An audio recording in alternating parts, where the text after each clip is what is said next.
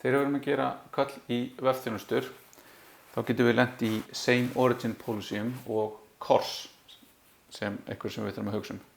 En Same Origin Policy segir til að það megi ekki hlaða gögnum frá annarri síðu nema protocol, port og host sé það sama.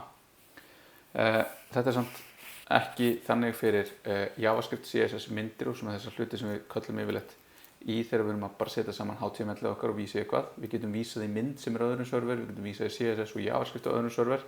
En ef við ætlum að gera fetch kall þá gætum við lent í því að það sé bannað að browsernum nema að til staðar sé cross-origin resource sharing policy.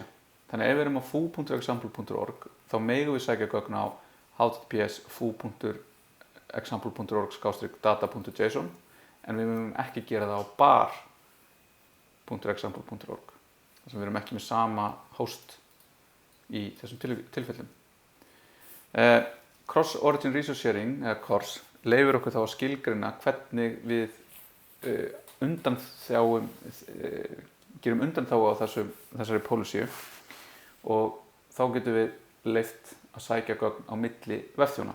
Af því að annars ef þetta ekki framkvæmt þá getum við búið til vef þar sem að einhver notandi opnar vefinn og framkvæmt fetch fyrirspurn á þekkta slóð, til dæmis á netbanka viðkomandi. Viðkomandi þá hugsanlega skráður inn í netbankan, sækir þessi gögn og lekur þá upplýsingum yfir á þriðja aðila sem þá vefurinn okkar. En CORS virkar þannig að við setjum ákveðna headera í HTTP svörun okkar sem segja til hvað má. Þá við getum sagt með access control allow origin headernum að við leyfum eitthvað ákveðið origin eða öll origin. Við getum ekki leyft 2 origin eða 3, annarkvort nákvæmlega 1 eða nákvæmlega öll.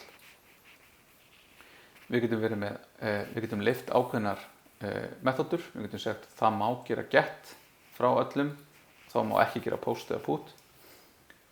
Og þegar við erum að nota express þá getum við nota þetta með því að senda þessa headera í vefþjónunum okkar til þess að við getum þá með skert fyrirspurnir frá framenda sem að vinna á annarri slóð.